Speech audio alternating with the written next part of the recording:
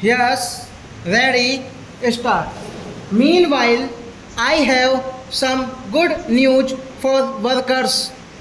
The wage ceiling for coverage under the EPF and MP Act 1952 has been enhanced from rupees 5,000 to rupees 6,500 to promote the welfare of employees. I propose to enhance the ceiling for government contribution of 1.16% of monthly wage of employees to the pension fund from rupees 5,000 to rupees 6,000 per month. The extra expenditure on this account is estimated to be rupees 77 crore per annum, whereas the organized sector is at present covered by various pension, provident fund and gratuity schemes. The unorganized sector does not have adequate social security coverage. I am asking the Insurance Regulatory Development Authority to look into all these issues and provide a roadmap for pension reforms by October 1, 2001. Journalists have to increasingly take greater risks in covering terrorist and other violence prone incidents as an acknowledgement of other services and sacrifices and with the expectation of a better treatment at their hands. I propose to set up a journalists welfare fund with a contribution of rupees 1 crore under the grants of Ministry of I&B.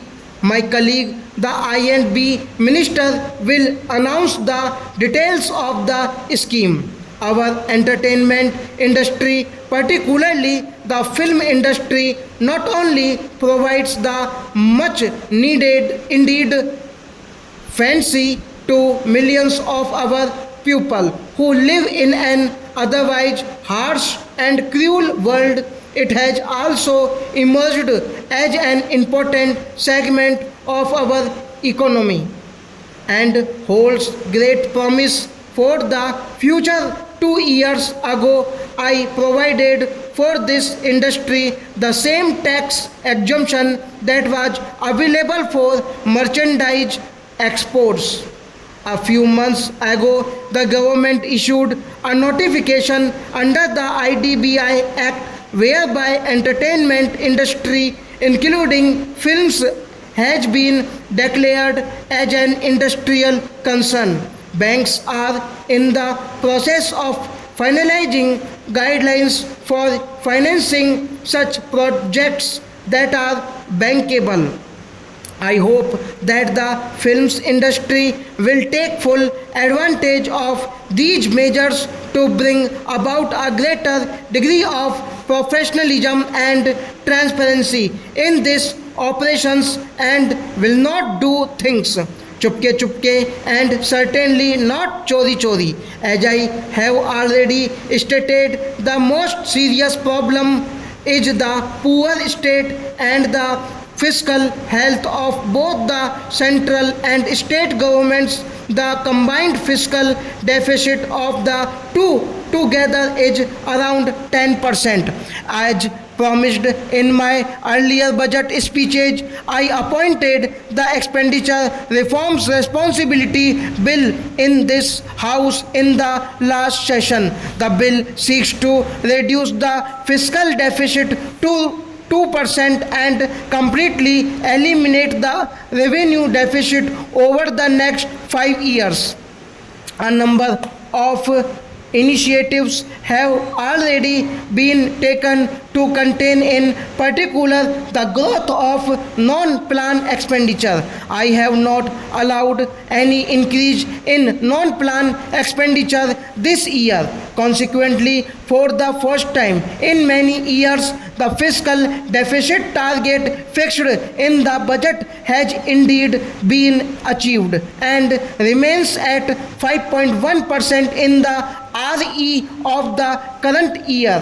The target of 3.6% revenue deficit has also been achieved.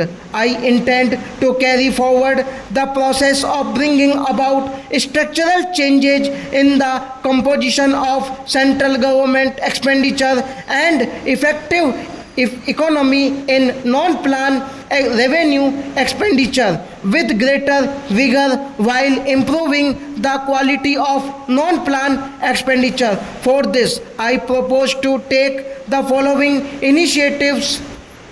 User charges for services provided by government and its agencies will be revised keeping in view the increased cost of these services. A portion of this increase will be provided to enhance the maintenance and quality of these services. Similarly, postal rates will be revised moderately to contain the rising postal deficit. All requirements of recruitment will be scrutinized to ensure that fresh recruitment is limited to 1% of total civilian staff strength, as about 3% of staff retire every year. This will reduce the manpower by 2% per annum, achieving a reduction of 10% if 5 years as announced by the Prime Minister. The surplus pool under the Department of Personnel will be streamlined and equipped to redeploy and retain surplus staff. Employees in the surplus pool will also be offered an attractive VRS package.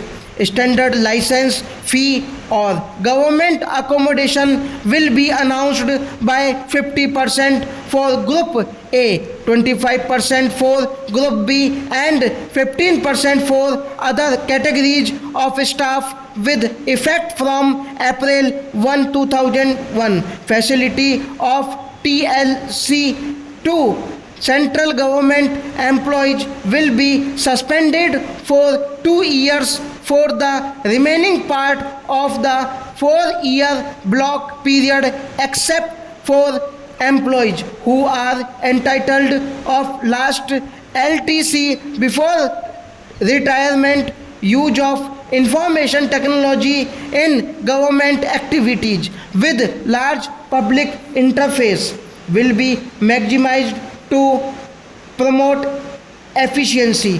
For this purpose, operations like GPF, pension pay and accounts offices, passports, income tax, customs, central excise will be fully computerized by March 31, 2002. Stop.